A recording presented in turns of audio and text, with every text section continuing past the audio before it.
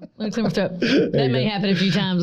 No problem at all. Everybody, welcome back to another episode of the Shop and Chivalry podcast. I'm here with my guest today, Cynthia Dobbs Sutton, yes? Yes. All right. Yes. Well, Cynthia, welcome. Thank you. Tell me about yourself. Okay, well, I work for the Ocean Springs Chamber of Commerce Mainstreet Tourism Bureau. It's kind of a mouthful. We are 3 entities in one. Okay. I'm actually the executive director of that organization. No big deal. Right? No big deal. Right. So we do a lot of fun things in Ocean Springs, but I've been part of the chamber for over 14 years. Okay. I kind of say I started from the ground up. My former director was an amazing person. She was there for 29 years. Mm-hmm. She was a big mover and shaker, not only in the city, but throughout the entire state. So I learned a lot. So I was very fortunate to learn a lot. But I started from being an assistant to moving up to public relations, to event planning, to membership, to a little bit of everything. And then luckily got to where I am today. Well, that's fantastic because you've got experience in all those different areas. So, and that's really what you want out of a director, not just some outside hire that has to learn these things or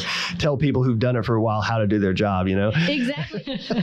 So what's your background? What got you to that point? Well, I was born in Ocean Springs. I didn't always live in Ocean Springs. My dad is a police officer, so we kind of followed him around. Sure. He followed his brother throughout Alabama, which is kind of why I can't lose my Southern twang. So we lived in North Alabama growing up until we were a teenager. Then we came back down here, and because my mom's side of the family is here on the Mississippi Gulf Coast. So graduated from high school and went to college. And when I have a twin sister, and her name is Cecilia. She works for the city of Biloxi. But when we were young, right, we always had a passion for journalism. So this is kind of a funny little story. We literally used to set up an ironing board and stare at a mirror and pretend to be news reporters. Oh, we used to have these notebooks of these stories and characters and everything. So we always kind of wanted to do Did you ever do one of these things stuff. where like you would pretend like you're coming back from break and back again? Right. Well, yes, we did. Yeah. I mean, our ironing board was our table. You know what I mean? So, but I mean, it was really cool. I mean, like we had characters and we'd be like, like on the next episode, Jim Bob will be back, Cecilia. What do you think about that? You know what I mean? Like that, there's certain people that were always, reoccurring. So it was like a broad newscast, but it had like a weird kind of story addition to it. Yeah, that's too cool. So I've always wanted to do kind of the stuff that I do now. I love journalism. I have an undergraduate degree in broadcast journalism. So I always wanted to be a writer or a reporter. Okay. So I kind of feel in this job I kind of get to. So after I got my undergraduate degree, of course, you get out of college and, everybody thinks you're just going to get that job you want. That does not normally happen. I mean, at least I don't think so. Yeah. So, I did all kind of odd and end jobs, right after I had my undergraduate degree, thinking I'm going to be a reporter and all this stuff. And I did freelance things and things like that. But I went back to school and got a degree in public relations. And really, actually, before I got a degree in public relations, I actually was a paralegal for several years because my dad's in law. So I kind of like that. I'm kind of rambling. But where I got to where I am, though, is that I just always had that passion for that. And I love doing that. And then when I got my master's degree in public relations, I was like, okay, I'm a little more honed into what form of communication I like. I like doing this. Yeah. Public relations is writing, it's news, it's energy, it's activity. I mean, it's a 24/7 job, but I really enjoyed that kind of area. So then I started looking for jobs in that area, and I applied at the Ocean Springs Chamber because I'm kind of like, okay, they kind of look like they're really involved in Ocean Springs. When I want to know what's going on, I kind of check out their sites and pay attention to them. Yeah. So that's what I did, and I got a job at the Ocean Springs Chamber about almost 14 years ago, and that's where I've been ever since. And I started, like I said, from the ground up to where I am now. But I still get to kind of write press releases, still get to work with the media, the fun things that I like. I didn't realize I would like event planning as much as I do, though. Really? So that's really cool. And when you're in college, you always take a course where you have to, in communication anyway, where you have to like plan an event or something like that. Mm-hmm. But oh my gosh, I didn't know the amount of work you have to do to put on like a festival or something like that. Yeah. Yeah, there's something about things that take a lot of work and take a lot out of you that you tend to value more for some reason. Right. You know what I mean? Like I've never understood that. Yeah. Right. A lot of people kind of say like, don't you have some hobbies? I mean, I'm like, marketing? I'm like, that's not a hobby. I'm like, that's your work. And I'm like, well, I like that kind of stuff, you know. I like designing, creating, things like that. You know, of course, you know, everyone has their, you know, I'm not a professional at it by any means, but it's just fun and creative. So I like doing creative things, and, you know, that's what I do sometimes. So what kept you there? I mean, what you've been there for what, 14 years, you said? Mm-hmm. So why stay at this place for 14 years? What did it give to you? You know, I really think that job, why I stayed, is because it's one of those jobs, you know, you can either have a job where you work to live or you live to work, mm-hmm. you know, and you have a job where it's about money and retirement and enjoying yourself later in life, or it's about doing what you love, regardless of what the pay is. I mean, I work for a nonprofit, you know, and you do it just because you love it. And so that's why I picked the job, because I love what I do. And what I love about it is the job really gives back to the community. It's one of those ones where you see a difference in the community. You are literally making a family when they come into the visitor center happy because they found something cool or exciting to do in town, or you helped a business sustain, or you helped bring in a new business that, you don't know, their family was struggling and they moved from California or something all the way over here, and on a whim wanted to create a business.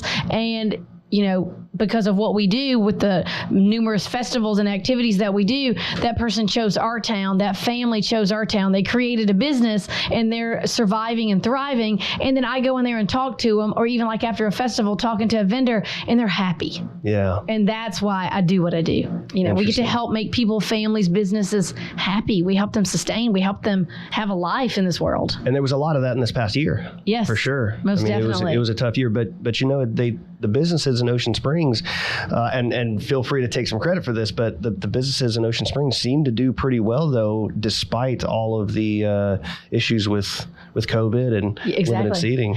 Well, you know, I think it really made people change their perspective. Mm-hmm. You know, in downtown alone, we have more than 150 businesses, shops, restaurants, office space, things like that. And then throughout town, another 100, 150 businesses or more throughout town in general.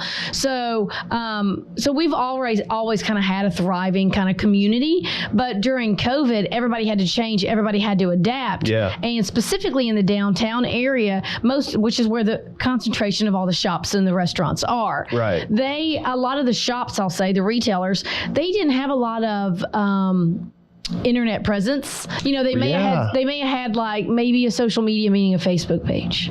You know, I would say 80% of them did not have a website to sell their clothes on. You know, they had, or their accessories. Really? Mm-hmm. They used Facebook to tell their story. And right as COVID was coming around, a lot of them were beginning to use Instagram. I mean, that's huge. I mean, that's how I do a lot of my shopping these days. It's like, ooh, what's that on Instagram? Oh, I want that. Sold. Comment sold. Oh no.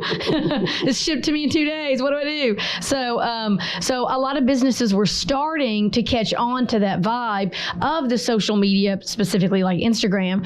And then when COVID hit, nobody could come visit their shops. You know, in Ocean Springs, we were really big on hospitality and one-on-one interaction, customer service. Well, they didn't have that. So it forced them to get websites. It forced them to learn how to use social media outside of Facebook. And I would say 99%, if not 100%, of all of our retailers now have a website or some type of Instagram presence, which is what helped them sustain. And we have a lot of businesses that say during COVID, of course, everybody had bumps. Everybody had those down times, but some of them had months that were better than a non-COVID month.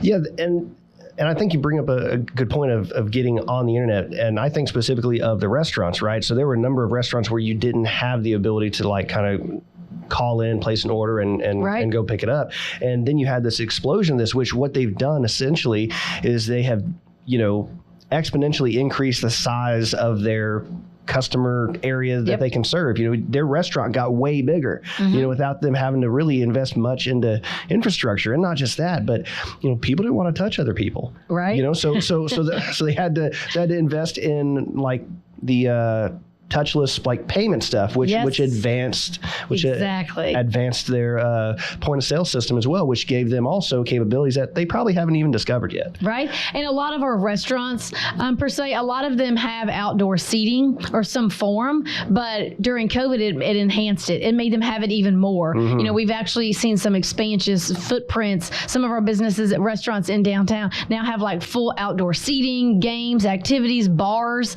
outside in their footprint, on their footprint in their outdoor dining area, patio area that they didn't have before. And now it's just become a staple part of it. And really, I think now that we're hopefully coming out of COVID, that it actually attracts more people. You know, we're a pet-friendly community, so now families can come out with their pets, and we've seen a lot lately, and sit out on those patios and eat and watch the TV that's, you know, on, you know, whatever game or something that's on, and just kind of enjoy their life even more. Well, and when somebody sees a city, maybe somebody who's looking to open up a business, when they see a city that in a global pandemic, they can still thrive and their city supports them, that's stability. It is. That's what that is. You know, that's an environment that despite what's going on can survive, which means you can still make money. Right. You know, so there's huge value to that I'm not sure people are really appreciating. And again, I don't know how involved y'all were on that, if you'd like to expand, but. Yeah. Oh, I mean, we were majorly involved. I like to kind of say that the city and the chamber work very, very closely together. And I think that's really important in an organization like we are. You know, we're not just a normal chamber of commerce. We're also the marketing arm of the city. And we do a lot of public relations and advertising for the city. So when the pandemic hit, you know, I really do like crisis communication. And so we were thrown into that. So of course, even though, you know, it involves the city, it didn't necessarily involve events. Like I wanted to help.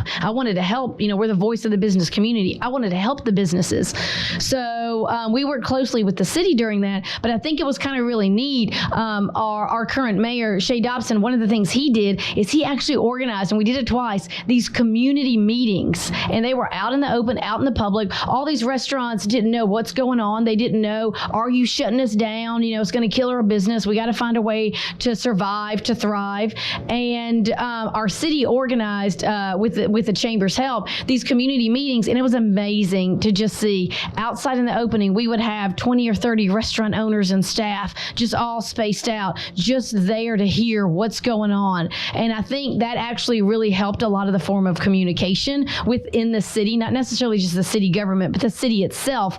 So everybody kind of began to kind of really work together and come together, and we always do, but this was in a different way. And those restaurants really were able to kind of hear what's going on. And I think that the city and the chamber did a really, really good job of keep pumping out that information on a weekly basis to those businesses in whatever shape or form we could. Facebook, email, text, phone calls, face-to-face foot traffic, however we had to get that information out to them. And I think a lot of that literally did help them hang on. Of course, you know, nobody liked those regulations, especially the restaurant community, when they had to shut down and only be able to do takeout and things like that. And, you know, some businesses, you know, didn't make it throughout it, but most of them did. And I think a lot of it did have a hand in, a lot of it has to do with the communication that the city and the chamber worked with those businesses, because you know, we are a tourist destination. We have a highest concentration of shops and restaurants in one area. So it was very important to take care of them the best that we could. And I thought that was kind of cool. And I think it really helped them as well. Yeah. I mean, it's certainly cool. You might be understating it. But yeah, you know, one of the things that I appreciated about the way businesses were handled in Ocean Springs is that, well, the best decisions are typically made at the margin. Right. So it's right along the margin of the different extremes. And I felt like the decisions that were made through Shay's office, likely with influence from you and other business owners, is that they were just gradual, minute changes just to appease the specific scenario that existed at the time. Not some, we're shutting everything down. We're going to, you know, everyone, like you can't even bring employees to work, which means you can't do a takeout option. No, y'all manage it yourselves. I understand if someone gets COVID, you know, like it's going to shut the business down. So take care of yourselves. It felt every step of the way like that's a modest, reasonable decision to make. So kudos to y'all. Thanks. Yeah. I mean, there was a lot of criticism out there of, not doing enough or anything. But, I mean, everybody has to be careful and everybody has to have their own personal responsibility in situations like that. So thanks for saying that.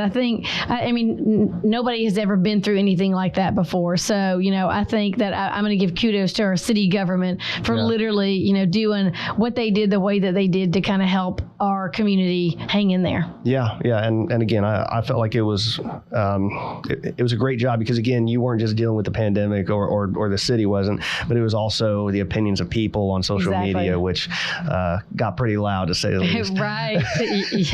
Yeah. So how does the chamber operate as a nonprofit with the city? What's that relation? And well, first of all, why is it like that? Yeah. Well, chambers of commerces are nonprofits. Okay. They are entities that have to raise their own money. So they're usually membership based. We are too, but since we do so many arms, that's not our sole focus. So a lot of chambers of commerces get their funding by fundraising and by membership. So we do that, and we have a partnership with the city because we're within the city. We're totally separate entities. We don't get, the city and benefits, the city benefits like the insurances and things like that a city organization does have. We have to figure out how to make those things work for our employees on our own. But we, like I said, we have to kind of raise our own money. And since we do so much in the city, like I said, we are a different organization where we literally have chosen to become like a festival chamber of commerce. Most chambers are focused on professional development and Mainstreet. We're also a Mainstreet organization. A Mainstreet community, their purpose is to generate traffic, to preserve the historic aspects of a community, and focus on the heartbeat of town, which is usually a downtown area. And out of that, that's where they've created festivals and activities to help create all those fun, happy aspects, including revenue generating qualities to our businesses. So we're a chamber, we're a Mainstreet, and then we're a tourism bureau, which means we have a visitor center. But we work really closely with our regional tourism bureau, our state tourism bureau. I've gone to some tourism marketing colleges and things like that. And thanks again to my former director who was involved in all of those in the 12 states around the South region and things like that.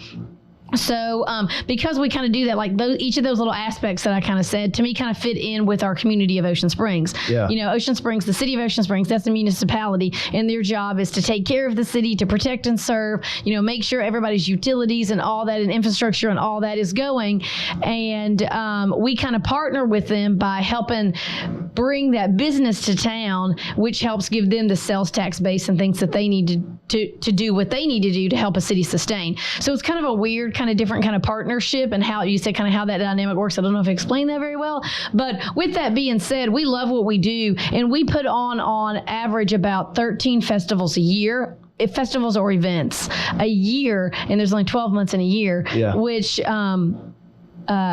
we have to have the city to do any of that. We're using public streets, city property, things like that. Probably to put those, ask city police, to be involved, things of that nature. Exactly. So I don't know if the mayor and the alderman kind of understand this. They do. But if they ever thought of like, you're going to actually learn how to do festivals, no, that's not my job. That's not what I do. But they literally all know how to put on a festival, So it's kind of a neat dynamic. And then we're the marketing arm of the city. We love marketing. I love marketing. I love advertising. I love the design work like I had talked about. So we do all the advertising for the town. We have a cool tourism commercial, that came out and shows people what they could do, shop, dine, stay in Ocean Springs. We do some marketing pieces, like we have a town tour guide that we give out. We have a downtown walking map. So we produce marketing collateral that helps sell the community of Ocean Springs. Yeah. So that's kind of a weird way to answer that question, but that's kind of how I answered it, how we kind of work together and kind of fit together. No, so I got you. I think one of our aldermen actually when he goes to conferences and things like that, he always says, people say,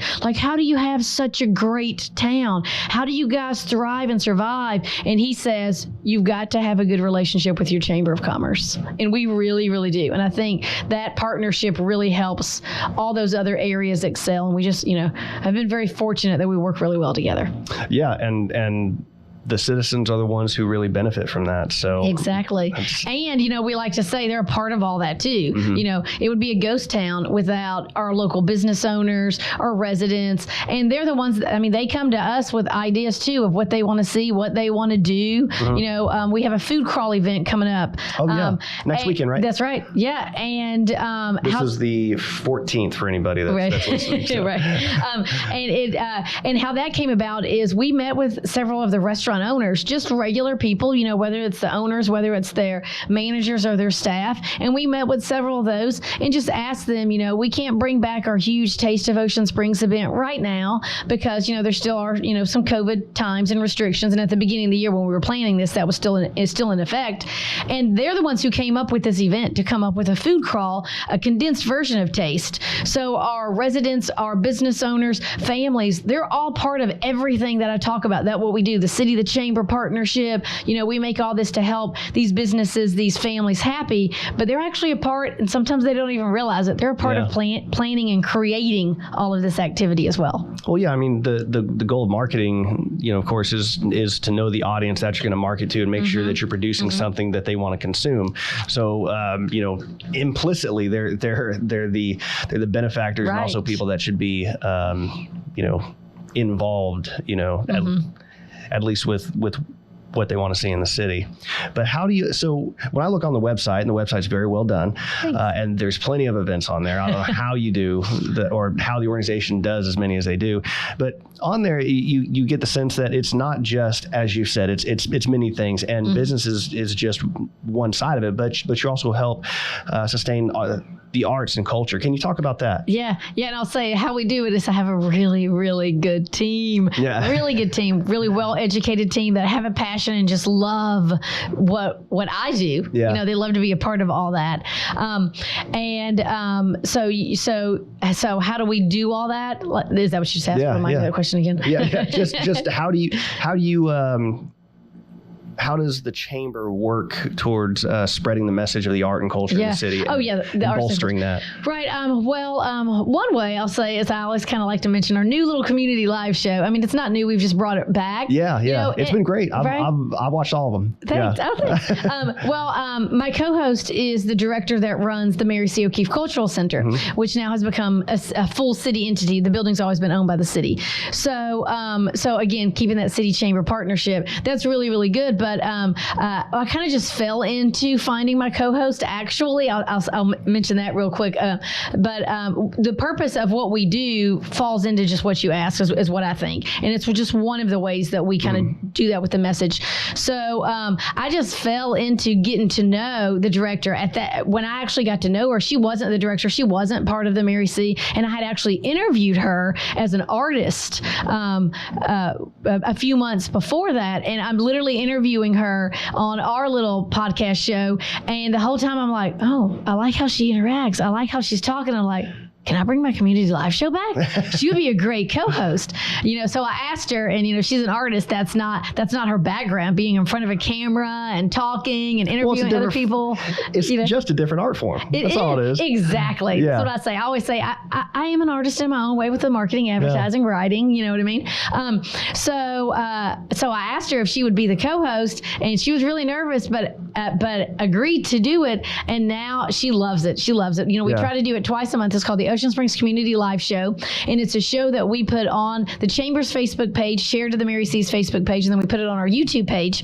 And basically the gist of it is to literally authentically explore the arts, culture, entertainment, and education throughout Ocean Springs. So we're known as an arts community, and I will say that, we're always known as an arts community, but you don't always see the art. You kind of get used to the art that's out there. So this was kind of a fun way to maybe expose that, meaning not necessarily expose a mural that's on a wall, but expose the artist, expose that, we have, I'll use the Mary C for an example. We have a culinary cafe at the Mary C, and they have a chef there that they always have, but, they have a chef there that kind of runs the culinary programs.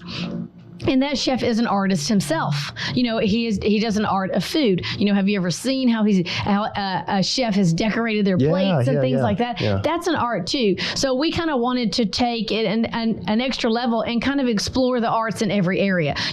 Our retail shops. In our retail shops, we literally have jewelry makers that literally make earrings and sell in some of our retail shops. Oh. That's an artist. People think of the big world fashion design in New York. We have local artists that do this same kind of stuff, and this is kind of a way for us to show the community and maybe the world, what Ocean Springs has to offer in those areas of arts, culture, events, and activities.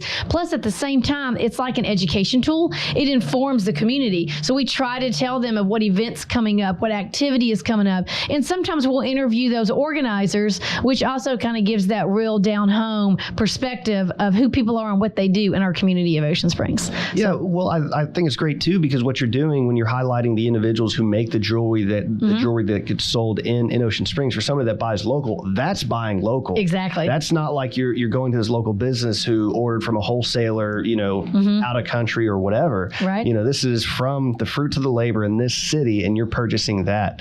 Right. So. And we have, like I said, we are an art community. So what better way to support those local artists and help those local artists than to kind of help them a little bit tell their story and help people understand just what you just said about that, their local art, buying local and things like that. Because you think when you just walk into a shop and pick up a pair of earrings, who knows? Not all of them are going to be, locally made, but there are some that are, and same as clothing and things like that. We have people that do fabric design and things like that. So it's really, really cool to kind of see that. And also I'll kind of start to flow into the Peter Anderson Festival.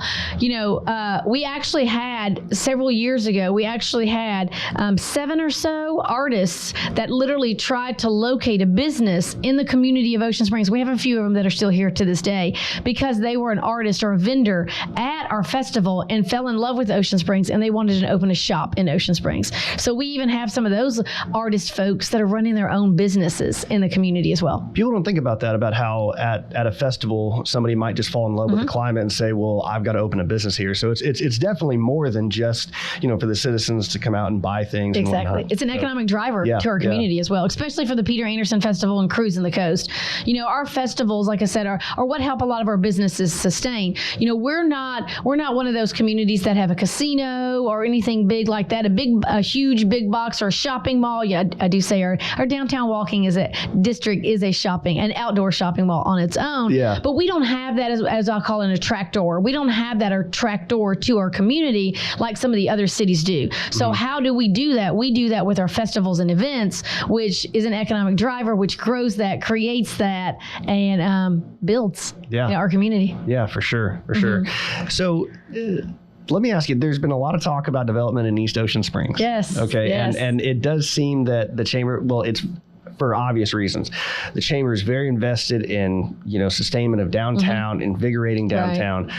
Is there room to develop out in East Ocean Springs? Yeah, there is. I kind of like to say, we pay attention to downtown, uptown, all around town. The highest concentration of events and activities are going to happen in downtown because that's just the way the walkable community is situated. Sure. The traffic on Highway 90, there is, a lot of traffic traveling every day on that busy way. It's kind of hard sometimes for people to turn off and go to, a little district or, a shop or something like that. So even though we do focus a lot on downtown, we do try our best to focus on Highway 90 and the east side of town as well. We make sure we try to get them involved in events and activities, but it's just a different world downtown versus Highway 90. It's also not so simple that you can just put a building there because there's wetlands. That's what I was about to say. So specifically the east side of town, there's a lot of wetlands. They have to be mitigated and things like that. And people don't understand, that doesn't happen overnight. That doesn't happen in a week or two. That's extra money for a developer that's coming in. Who's going to do that? Is the city going to work? Is the county involved? Where are those property lines in? Who's going to do what? Who's going to do that? This new development may be awesome that could come into our community, but it takes a lot of parts and pieces. So I do believe the east side of town is developing. It's just a little slower than people think, but it doesn't mean that our current administration hasn't done a lot of behind the scenes work to start making that infrastructure available.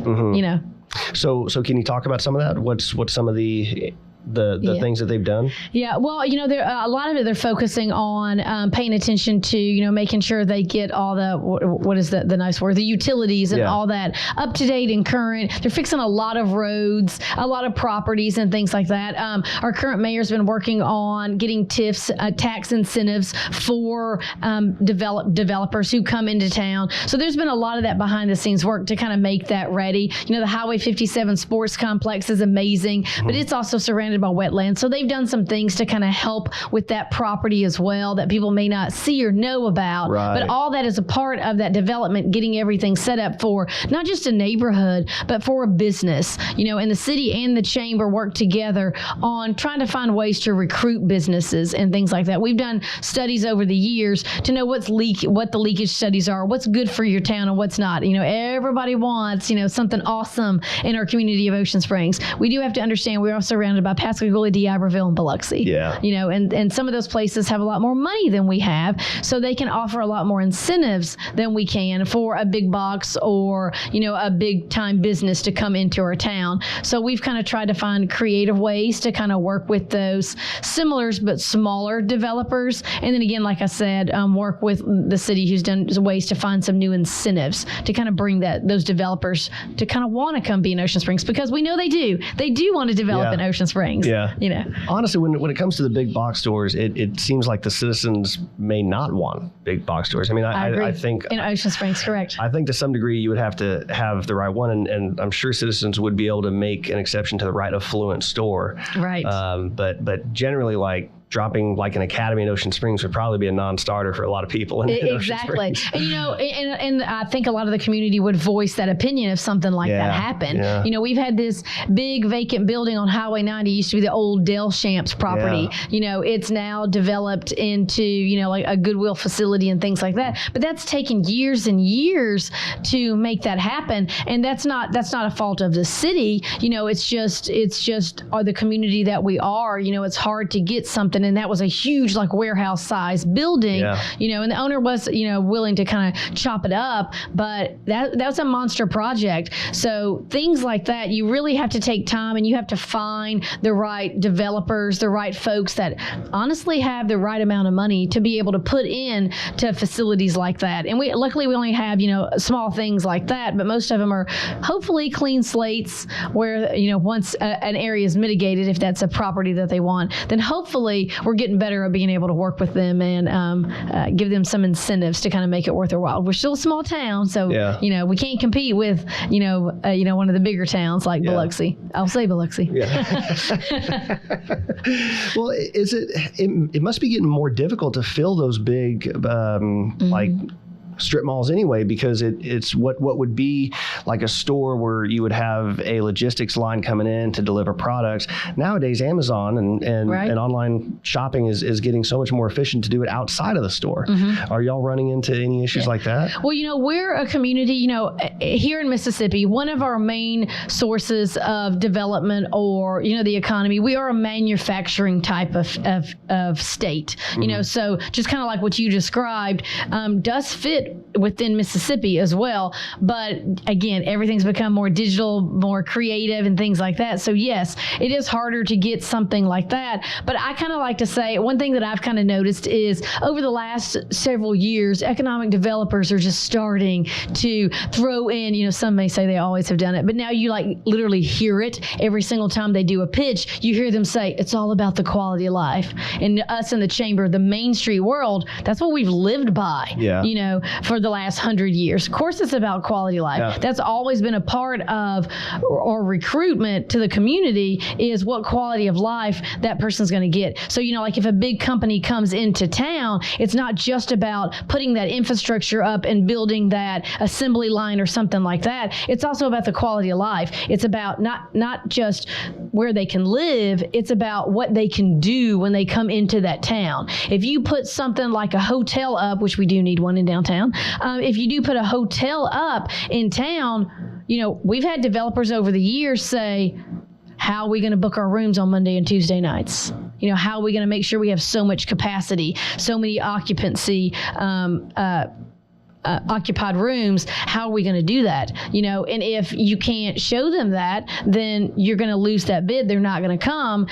And we feel some of those ways of doing that is by the quality of life that we've always brought to them, by having, the nature aspect. That is, just, thanks to God that those things are a part of our town. Yeah. But then also things like the festivals and the events that we create, being an arts town, always finding something creative and fun to do, new events, new activities, and things like that. So that quality of life aspect has always been for us a very vital part of development. But and now that's becoming just a norm for these developers. But I think that gives us one up and an edge in some areas for development and things like that, with that change and that growth and the way things have moved over the last, I would say, 5-6 years, actually. Yeah, for sure. Well, and you see that in how buildings that are box store-esque are built, and I'm going to talk about Dollar General. Yes. Right, the one on Government, very well done. And have you seen the one right coming off the bridge from Highway 90? I've been in it. It's a great building. It's a great building. And I'll be honest with you, I didn't know that was happening until around December, when people were coming into town.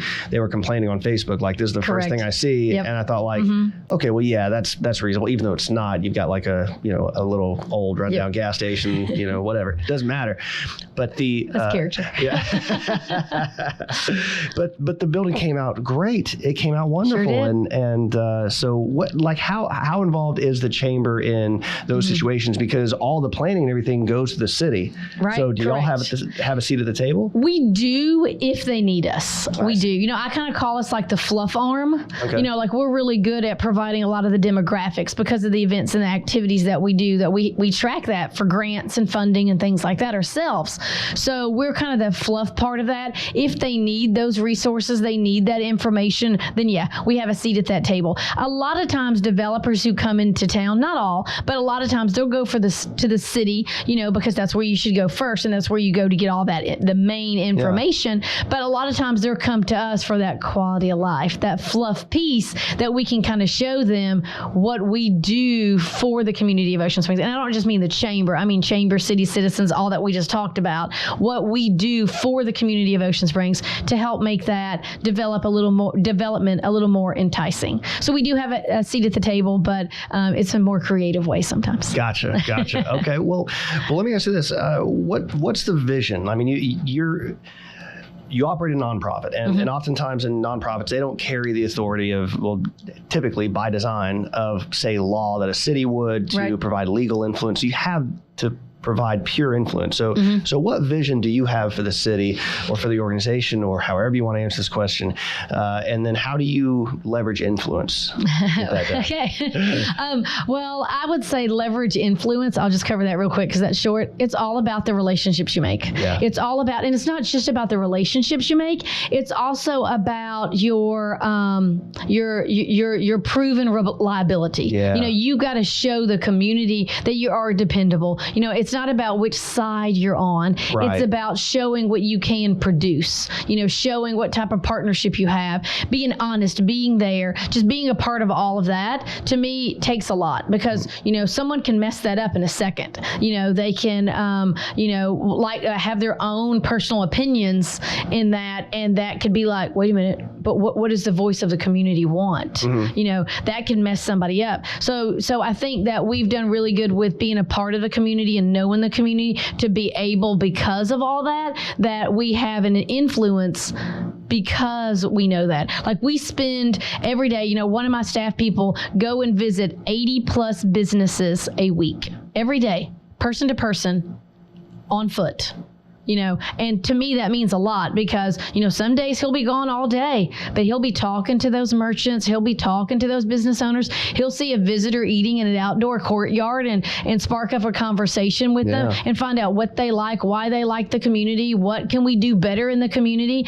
And, since we're so close with the city, if we need to, we take that information back to the city, get it to the right alderman, things like that. And they have that same type of passion as well, that they're going to go visit those businesses. They're going to go talk to those people in the community, and together that just kind of works in that influential direction. Yeah. So as for a vision, I think we've done a lot, meaning chamber, but community-wise, in the last 10 or so years. Ocean Springs has developed. Ocean Springs has changed. Ocean Springs is not going to stay the way that it always has been, but we got to preserve the character. And a lot of people, I don't know if this is bad to say, but I'm going to say this, and I don't mean it in any bad way, that I think we've lost a lot of art in our community. We're an art town, and I really do believe, the Anderson family, Walter Anderson, Peter Anderson, James McConnell Anderson, their parents have really helped start the economic development, the growth, the art in our community of Ocean Springs. Okay. The Anderson brothers, their mom used to make the kids do something every day, write, do this, do that, paint, and she started her own little art colony in the community.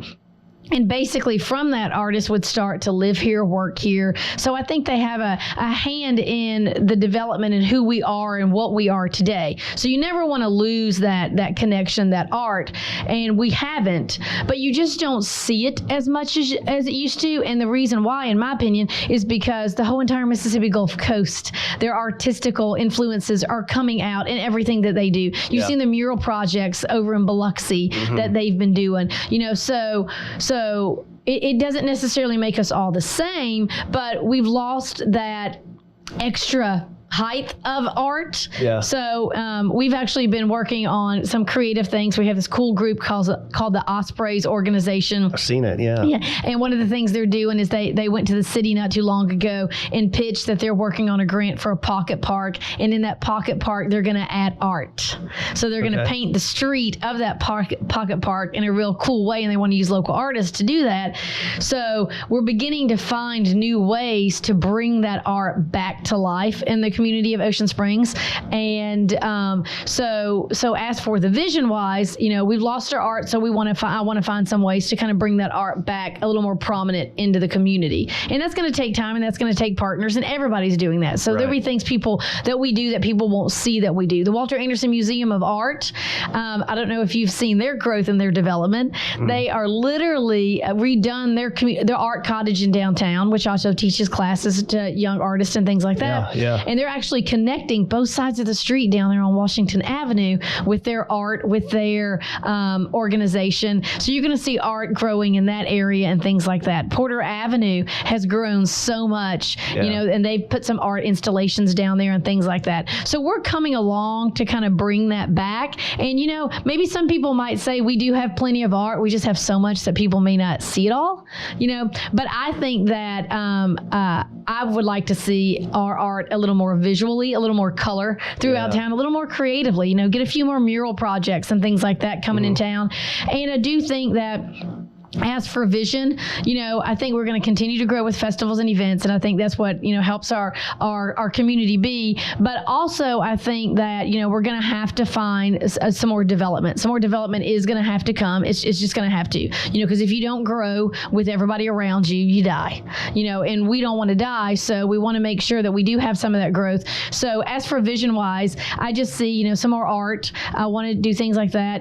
Working with our businesses, help maybe educate our businesses in some ways. We have so many businesses in the community. We have this cool, almost kind of like an incubator per se. It's called Desperado, and it's a coffee house. Yeah. And they're really cool. Yeah. And I'm trying to get them on the podcast too. Nice. Well, but they are offering free space for people that, just work remotely. That's becoming a part of life these days, remote workers. It's a great place. It's a great setup in there. They've got a Zoom room there too. They do. It's fantastic. And a conference room, and then just space if you just need a space to work on a computer, and so that, that incubator, that education, that development, I think is part of our near future.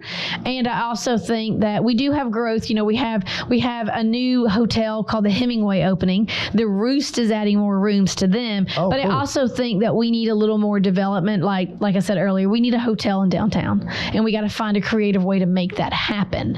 And why has it not happened? Space. Cost, that's why our current administration is working on trying to get some of those incentives and things like that in town, and also finding the right fit. You can't put a 70-something room hotel in downtown. Of course, we have limits on how tall buildings can be.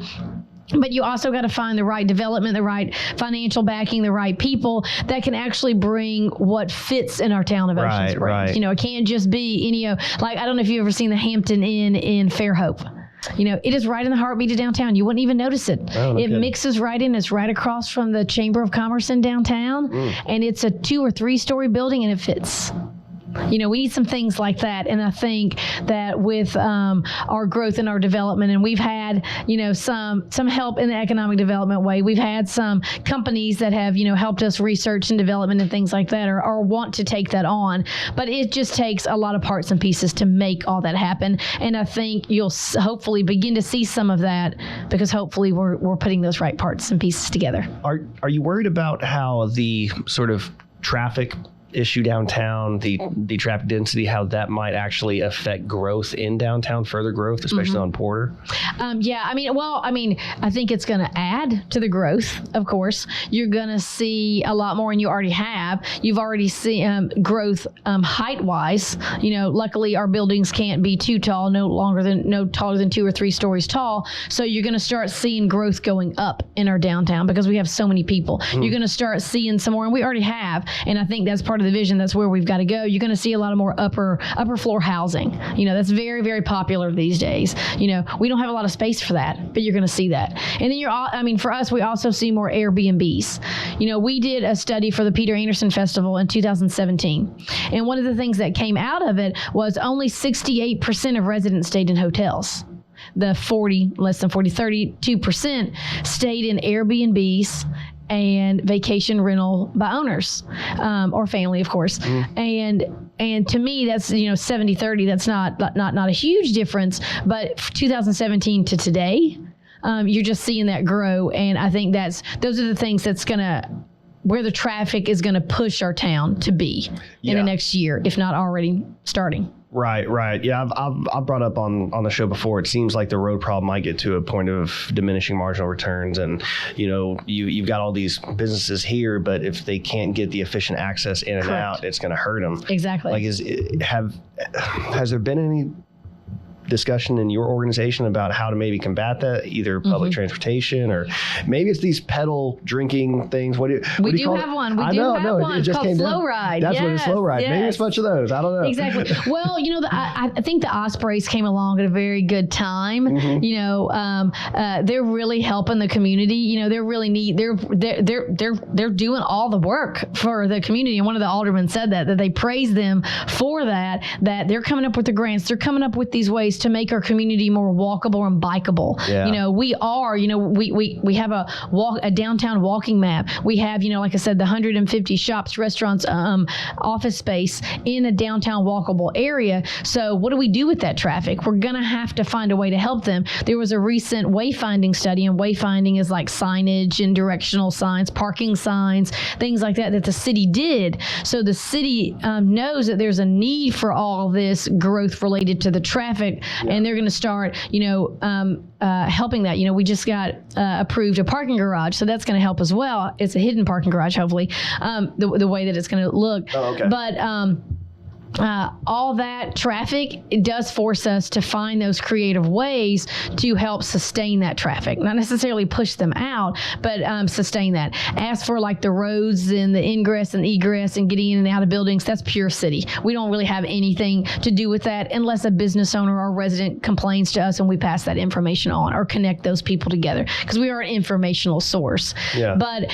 as for things like I said, the Ospreys that came along at a really good time, they have already worked on some of the downtown streets and got the speed limits reduced, you know, just so people would be safer when they walk, when they bike, when they ride their golf cart. I think Ocean Springs becoming a golf cart community, you know, we have downtown golf cart rentals that you can rent golf carts, came at such a perfect time for us. You know, every community tries to find what's neat, what works for them. You know, we've had people come pitch scooters, segways, all kind of things to say this would work for your community. Well, you know, we would try those kind of things out, and it was interesting to see what stuck really is the golf carts. Yeah. That's what stuck for our communities. Mike Impey tells me he was the lone person who voted no on the golf carts. And so they sent it up to the state and he's like, no, something like this, you got to be all in. And so he had to change his vote, but he was initially against it. But it seems to have worked out. Right. You know? So it does. So let me ask you, I mean, I think the golf carts are a good thing, but it also, is it safe? Right. You know, because we're mixing, you know, the sort of vehicular traffic and golf cart traffic. And for some reason, people are far more liberal with the way that they drive golf carts versus a car. Right. You know what I mean? Right. So. Well, there's pros and cons to that. Yeah. You know, luckily our downtown streets have a slow enough speed limit, and those golf carts 25, do. right? Yeah, and those golf carts go pretty fast. They do. Yeah. You know, so it kind of really works. You know, that's not really too much of a problem. You know, I think everybody kind of works together. You know, like we have things people do go to the city, you know, with their problems related to things like that. But the city kind of usually finds a way to kind of work that out. And then our businesses as well. Like a few of our restaurants literally have golf cart parking. Oh, you know, wow. Just a couple of them, but that's kind of a neat way to kind of help that because, you know, a golf cart's riding down the street and so is a car or a truck riding down the street. And, you know, there's a huge parking space for a car. Where's the golf cart park? Yeah. They're going to take up a whole parking space. Yeah. You know, people do have that problem, but I think we've kind of come to where people kind of like accept that. You know, people love to ride their golf carts, and it's really neat that, you know, for our festivals, we don't allow golf carts within the footprint of the festival, but by golly, you got to let those people on golf carts ride up to the festival entrance. Yeah. Because it becomes such a part of I have a golf cart, I've got to ride a golf cart. Yeah. And that's cool. Yeah, you know? yeah, it really is. And it feels cooler to ride on city roads in a golf cart. I can't explain it. Yeah. Can't explain it. I'll tell you a cool story about our golf carts, and maybe it's a way that we bring economic development to town. I don't know. But anyway, so a couple of weeks ago, we're getting ready for an upcoming event, and a few staff members and I, we have a golf cart for the chamber. We have a little chamber logos on the side of it, and we were riding around town, you know, stopping in and talking with business owners because we had to like get out, get in, you know, put stuff in their yards and things like that, but give them signs and all that stuff. So we rode our golf cart around for the day, and I'm not telling you, not once but twice, it was really cool. At one time there was these group of guys, and they looked like young kind of military guys. Yeah. You know, we're in our golf cart and we're pulled over, you know, while one of the staff is inside talking to the businesses, and they're just like, hey, can I ask you a question? And we're like, you have the right people to talk to. That's what we do. We're the Chamber of Commerce, you know, and they're asking like, where do we eat? Where do we eat? And we tell them places to go, you know, and they picked this one restaurant. I won't mention the name because we support all the restaurants, but they picked this one restaurant. And then not an hour later, you know, a different group of folks, family, guy, wife, kid, you know, 5 or 6 of them as well, you know, come by and say, let me ask you a question. Where can you eat in downtown Ocean Springs? So I'll go through the spiel. You know, if you want this, you know, you have these kind of restaurants. You have this, you have this, you have this. The exact same restaurant. When we got to the description of that restaurant, they picked that restaurant. So it was so funny. And they had an outdoor courtyard. It was so funny. About an hour later, we're riding back through downtown, and you literally see 10 to 12 people, 2 separate groups, literally in the courtyard at this one restaurant. And I'm like, you know, maybe we need to get our golf cart out a little bit more and ride around town and just answer questions for people. Well, that's direct impact right there, right? Yeah, that's fantastic. Yeah. So that's cool. So, you know, everybody has pros and cons related to golf carts, but I think in the bigger picture, it fits our community. And I would say I think the majority is happy with it. There's always going to be bumps. There's always going to be problems, but I think it's a good fit. And then now we have this slow ride, which is a pedal bike. You know, some of the bigger cities like Nashville, Austin, Savannah, they have those. Pensacola's got them too. Exactly. Yeah. You know, so we just got our first one in town. A company that just came in. So I've seen that riding around town. They're starting to book. They had a Mother's Day event where a lot of women use that bike around town, and they're working with our restaurants to actually, you know, have deals and specials and things like that. And they're working on their routes right now to make it kind of cool to be able to bob and weave in and out of traffic in the downtown area. But I think it's going to be a cool addition. I think it's going to be really fun during festivals. It's going to be real popular. Yes. Yeah. That's for sure. So what's down to, aside from a hotel, what else is downtown missing? Mm-hmm. Well, you know, a lot of people will say, we have a lot of clothing shops and art and things like that. I would love to see a few more galleries in town, but leakage wise, we don't have, this is what the leakage study says. We don't have enough furniture and we don't have any menswear, men's clothing, men's activity type of shops. So that's what our economic development studies say we're missing in downtown. Interesting. Wow. What do you think of that? I would agree. We don't have a lot of places for men to buy stuff. And we do have places that do have furniture in there, that's kind of growing a little bit. So, especially during the pandemic, everybody was buying everything up Lowe's, Home Depot, working on their house and things like that. So I definitely feel that's a need. I think we do have a good mix of that in downtown. But as for a straight furniture shop, we don't have that. Will it sustain itself? I don't know. I don't know. I'm not sure if it will. Now, if you mix in local artists and become creative and involve it in the shop, involves itself within the community, then sure, I think it would. Yeah. I definitely don't see just a regular furniture store being downtown, and plus a furniture store takes up so much real estate. It does as well. It does. But if it's creative consignment and maybe local artists are building something or things like that, I think that would work.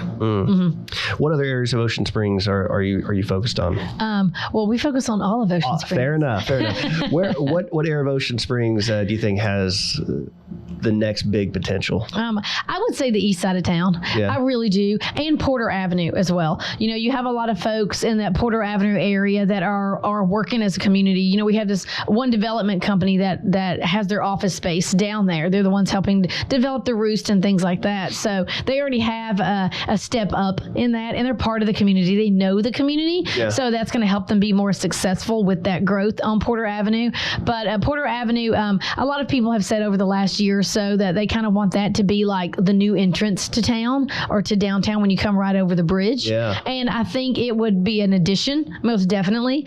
And a lot of people are working on growing that area because we do have some vacant real estate space, mostly like green grass area. So it's prime area for development. And then of course, like I said, the east side of town as well. The east side of town, there's a lot of problems and things that we talked about earlier that have to be fixed. But I think once those are fixed, I hope we don't see just more neighborhoods pop up. There is a need for that. But I also do hope that it will give us an opportunity to find a little bit more of that creativity that we may be missing in town, like we were talking about earlier. Not necessarily the big boxes like a Walmart or, something like that. But maybe, smaller, reach of things like, maybe a couple of chain restaurants that are on a smaller community-based lifestyle. I think that we could see some of that growth on the east side of town. The east side of town is basically it's city, but then in a portion of it gets into the county.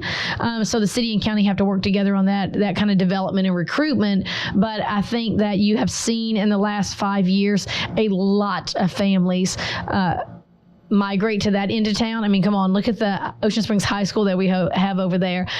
At one point our school superintendent called it the university, because it's so huge. And in Ocean Springs, we do have one of the highest concentration of students, in a high school there in Ocean Springs. So you've seen a lot of families gravitate to that area. Now, are they gravitating to that area because they like the open space, they like the nature, they like the greenery, or do they want development? I think it's a little bit of both. So I think you got to be careful with that. I don't want to see a lot of development on the east side of town, like box after box after box after box. I hope that we still keep those pine trees and things like that still part of that mix, and I think that would be a good growth. There's only so much more that we can do out there, and in 10 years from now, who knows? But I think that the city and the county does a good job of kind of finding that mix. That we're not going to have like a 10-story building or something out there. Right. So what does it look like to you then? Do you have a vision for East Ocean Springs or what that might look like, or an example maybe that you've seen in another city that that would go good there? Yeah, I mean, it's kind of hard to say because there is a lot of space for neighborhoods, in that area. But as for something, no, I mean, not anything too specific. Like I said, really, I would like to see a little bit more pop-ups, like whether it's a Panera Bread or a Chipotle or something like that. I'd like to see a little bit of that on the east side of town, and I would love to see an area where local shops and restaurants and things like that can be on the east side of town. But you also have to think, where is most of the traffic? More of the traffic, it's just the facts, is going to be concentrated in downtown. Unless you create another downtown on the east side of town, I do not think that's recommended. From my history, education, and all that I've learned, you really don't need two downtown areas, but I do think that they could, put some small big box pop-ups which will generate traffic on that side of town just because of the name. Yeah. I think there is a mix for that. I think you're going to see a lot more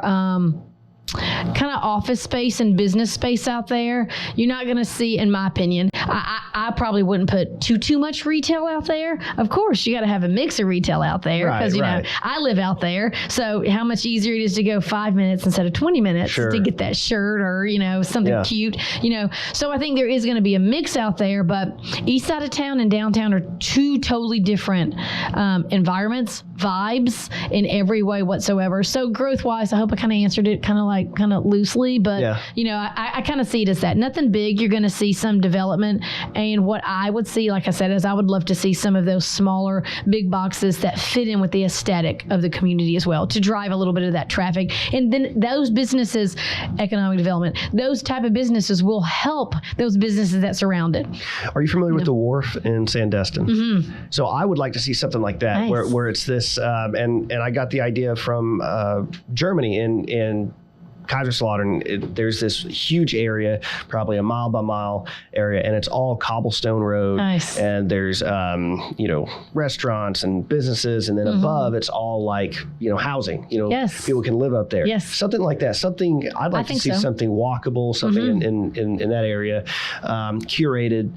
Not a natural pop-up, but by design. This is the image that we're going for. I'd like to see something like that, and really, I'd like to see something that goes across Highway 90 in some sort of walkable golf course or golf cart type thing where you can navigate across 90. Wonderful. That would be amazing. You know any developers or money backers that could do that? Yeah, I think that'd be so cool because it's not downtown, because downtown is downtown and that's unique, but maybe take the form of a downtown, call it the Villages in East Ocean Springs, something like that, Nice. but that incorporates all the things that people want to do down there, but in this area, and get it right in terms of like the traffic, because of course the traffic is an issue in downtown, but to be able to, manage that and have that taken care of on the front end, I think would be great. But yeah, obviously I'm open to that. Yeah.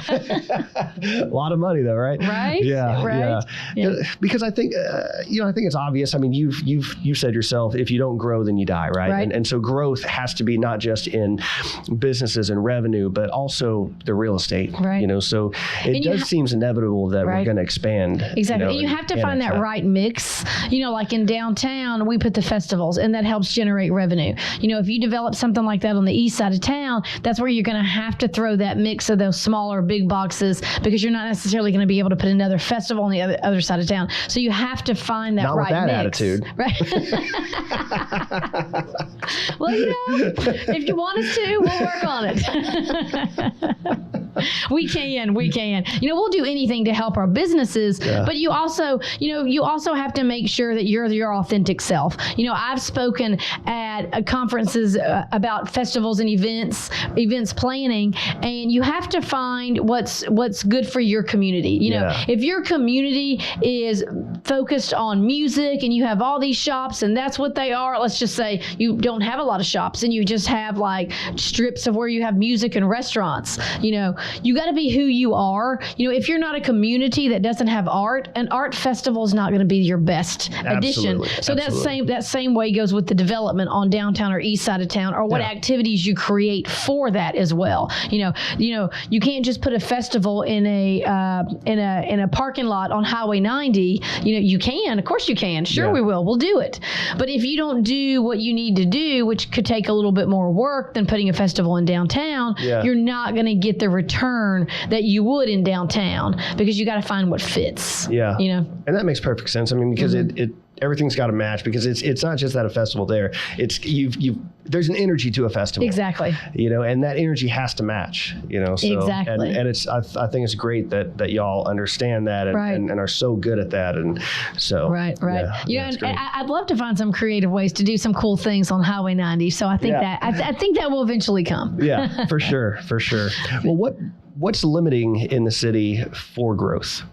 Well, I think kind of what I said, basically, what we've heard over the years is the incentives and the things that the city can do for those developers. And it's no fault to anybody in the city. It's just, we're a town that's just beginning to grow. So how would we have known those incentives, those things that some of those businesses or developers might want? So I think that is like the main thing that's kind of limiting. And, just finding the right developers. It's all about the influence we were talking about, the contacts, the communication. We've just got to find a way to find some of those cool people that just want to, spend money in Ocean Springs and help us develop. Well, do you think that maybe things like the Alcohol Beverage Commission is keeping businesses out? Yeah. You mean like because of everything has to go through their Mississippi warehouse and that kind of thing? And they've got their own established. I think Whole Foods is one of them where they want to control the alcohol being brought in, but they don't want to play the game of the state. Exactly. Me personally, I think that's a hard answer because I understand what ABC does and I understand why they have to do it. But if it limits growth into Ocean Springs, then I do think that's something we need to look at and figure out how to make it work, like the Whole Foods. Like if we wanted Whole Foods and that's what's going to stop them, then I definitely think that we should kind of work to figure that out. I think that we do have a lot in Ocean Springs. We have plenty of restaurants, bars, and things like that work very well with ABC. But I'm going to say yes and no to that. It kind of depends on the times, and it kind of depends on the personality to it. And being the chamber director, if businesses feel that's a problem, then bring it to me, and I'll do what I can to kind of help. But I do know there's a lot of talk in that, and so it's a yes and a no for me in that area. Okay, so then I guess I've got to kind of take you to task here, because you've yet to deliver on a Chick-fil-A in Ocean Springs. Well, DIRO is really close, and they have one. I think it'd be a little bit, I would say, easier, and I could be shooting myself in the foot by saying this, but it might be easier to get something like a Chipotle or something. Different businesses. How dare you? The audacity. Well, like these businesses that come in, these corporate organizations, they have different levels, they have different sizes, they have different activities. And Chick-fil-A is very controlling. Very controlling. I would love a Chick-fil-A. Yeah. Yes, I love Chick-fil-A. We had a ribbon cutting like a week ago, and they actually brought Chick-fil-A to the table. And I'm telling you, when he opened that chicken nugget tray, I didn't hear anybody talking for 5 minutes. You know what that is? That's a form of a blessing. Because it's God's chicken. Right? Oh my gosh, they have it down pat. Did you see their COVID outfits that they had? No.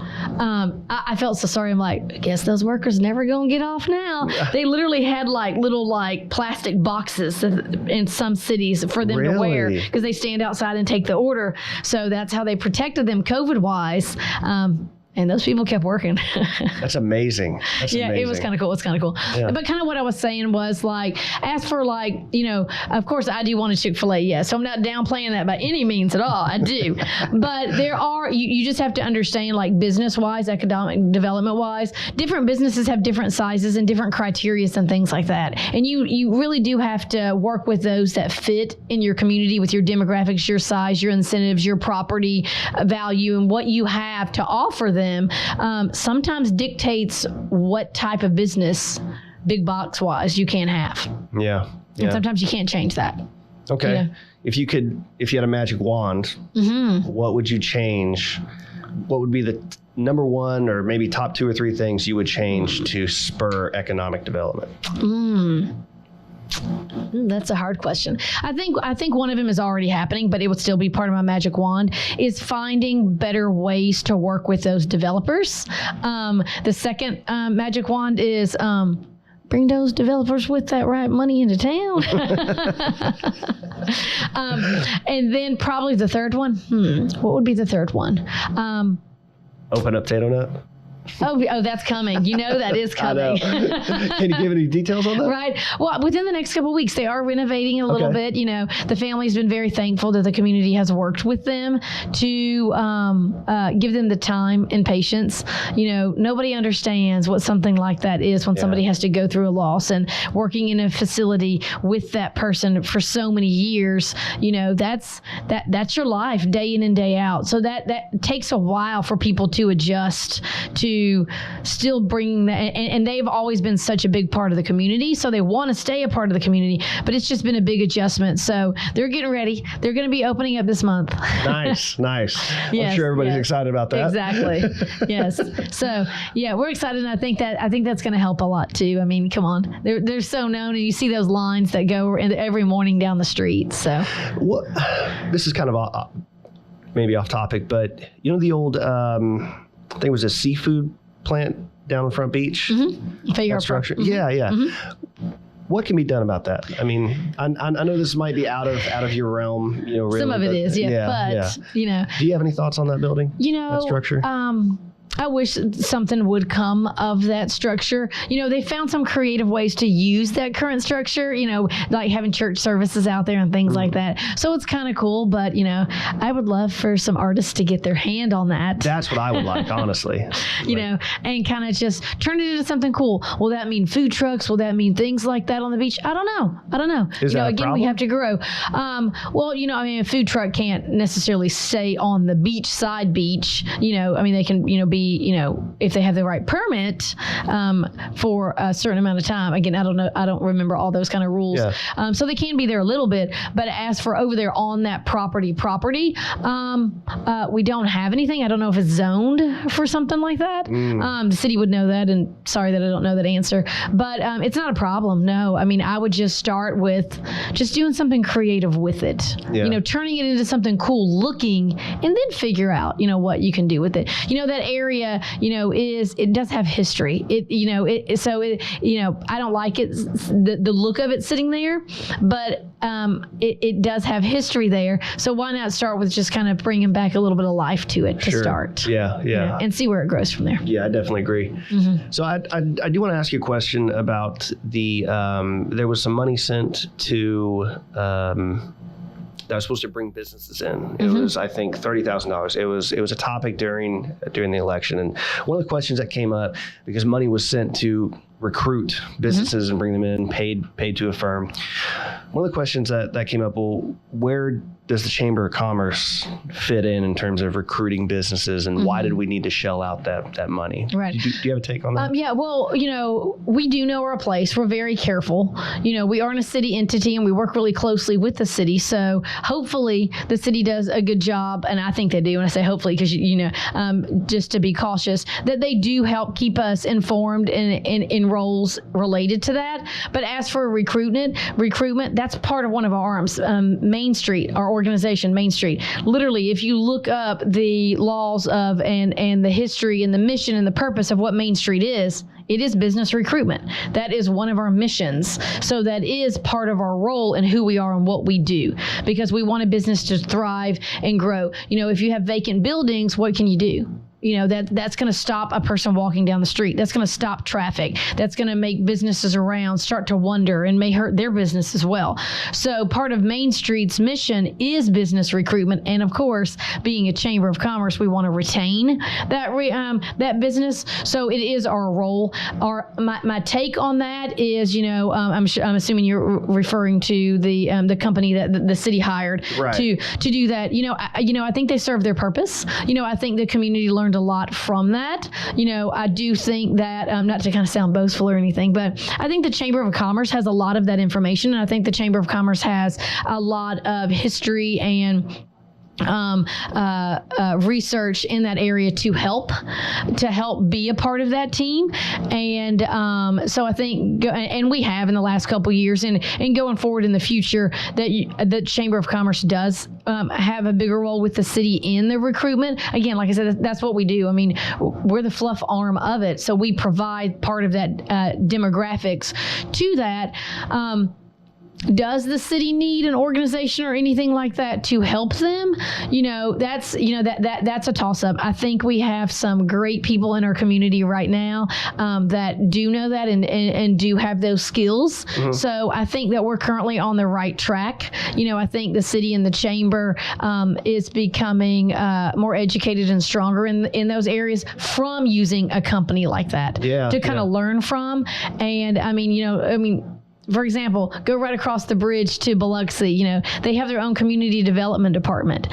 So I think that Ocean Springs is doing a great job of the city itself getting them in place to be able to, and I'm going to say hopefully work with the chamber to do that as an organization for the community. Yeah, and because who knows what you need in your town more than the people that actually live in your town. Agreed, 100%. And one of the things that I learned about that was that the money was allocated. It was actually used. It's not like there was some weird deal. It was literally used for its intended purpose. Right, correct. And sometimes, look, you pay a contractor to do something for you, and they do a terrible job. What do? Well, you're counting out the money, but you never use them again. And just try not to make the same mistake twice. What else do you want to talk about? Oh my gosh. We've covered so much. We sure have. And I'm just hoping, did I say anything wrong? Did I say anything bad? You know what I mean? But I'm just trying to be, an honest person. And, my purpose, my goal in what I do is, everybody has their own personalities and their own character. So people always judge people, from what they hear, from what they see, of course, word of mouth. Yeah. But just me personally, I just really just want the best for the community of Ocean Springs. That's my job. That's my career. That's my life. Yeah. I don't ever want to do anything or say anything that would hurt the community, but there are sometimes things that you have to do. And I know the city alderman and mayor have seen that in the last couple of years. Sometimes you have to do things that the community may not like for growth. Hopefully I haven't, but or may not fully understand from their perspective. Yeah, correct. Yeah, and for me, all I really want to do is again the beginning of when we started talking of why I like my job. All I want to do is see people happy. I want to make people happy. That's what I want to do. When I go home at night, I just want to know that I made someone smile because they came and opened a business, or because they were super excited that they had a girls' trip in Ocean Springs and they got to shop till their drop. I love doing that. Or, you just had a family that came in and enjoyed the beach. And we had a couple today that was coming to apply for the Peter Anderson Arts and Crafts Festival. And the wife is sitting out there with one of my staff people talking about, we've got to find a second home. We've got to move here to Ocean Springs, and it just made me smile to see that my staff person was sitting there with that person doing everything they could to tell them about everything good, great in our community in hopes of them coming and living in Ocean Springs. That's what makes me happy. That's what I love to do. Yeah. Whether I say something right or wrong, my end goal is just, for the betterment, for the growth, for the happiness, because people are people, and you have to just understand that when somebody gets mad about something, somebody doesn't like a certain business or something, that's there's a reason for that person to not like it. And I think it's important to kind of figure that out, work with those people, and do what we can just to make the world a happier place. It's hard enough for everybody in this world. Yeah, there's some advice from Dale Carnegie that comes to mind, and it's assume the noble motive. Nice. Assume the noble motive there. Exactly. But look, again, I think you and your team have done a fantastic job.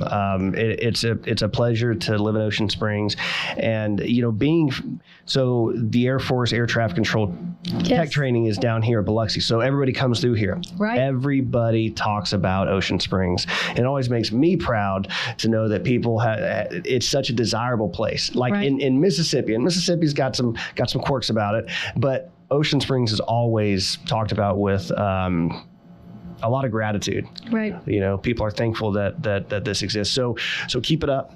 And are you and your sister competitive about your work in government? Of course we are. Of course we are. You know, we like to say we have both sides of the bridge covered. I work for Ocean Springs. My sister works for the city municipality in Biloxi, city of Biloxi. So, yeah, of course we do. You know, yeah. I mean, we both say that our cities are the best cities on the coast, you know, because of what we do and who we are. But, yeah, we do. Well, I don't know what her role is specifically, but public affairs for the city of Biloxi. Oh, okay. Well, Biloxi's downtown has really changed as well. I was driving through there on Howard Avenue last week, and it looks great. Really does. I think everyone's trying to follow the Ocean Springs model. Of course. You know, I do too. You know, we do have to watch, you know, our communities around and what they do, but I'm all for it. You know, everybody, as long as each city finds their authentic self in what they do and what they develop, then I think that our 26 miles of coastline will just stay that. A big cohesive 26 miles of coastline with each city in parts and pieces fitting together in their own way. Yeah. So, you know, I get a little jealous sometimes of all the things that's going on in Biloxi, but we are a different city than Biloxi. Right, so some of those things, it wouldn't fit in our community of Ocean Springs. But they're doing a great job. You know, they brought their first Fridays back. Okay, you know, I didn't know that. Yes, it's really, really cool what they've been doing in their downtown Vue Marché area right there. Yeah. So a lot of our folks from Ocean Springs, a lot of our artists go over there as well. So I think there is just, you know, some cool ways that there is some cohesiveness between the two cities, Ocean Springs and Biloxi. So we love it. We love what we do with each other, but you know, we do compete. You know, I can't promise that we don't bug each other for ideas. How do you do this? Can we do this over here? You know, and vice versa. You know? Of course. But that's you leveraging those relationships. Exactly. Even the closest ones you got. Exactly. You know, I need to start like, what about some of their developers over there? You know, there you go. You know, find a fit in Ocean Springs, guys. Come on. Yeah. Well, look, thanks again for stopping by to talk to me. I've had a blast. We spent like almost about an hour and a half talking. Wow. I do like to talk. So it flies. It does, doesn't it? Yeah. But again, thanks again for stopping by. Please continue with all the great work. All right. Thanks. I enjoyed it. I love your show. I love what you do. And you know, come hang out with us in Ocean Springs anytime. Yeah, we'll do. Yep. All right, everybody. We'll see you. Thanks.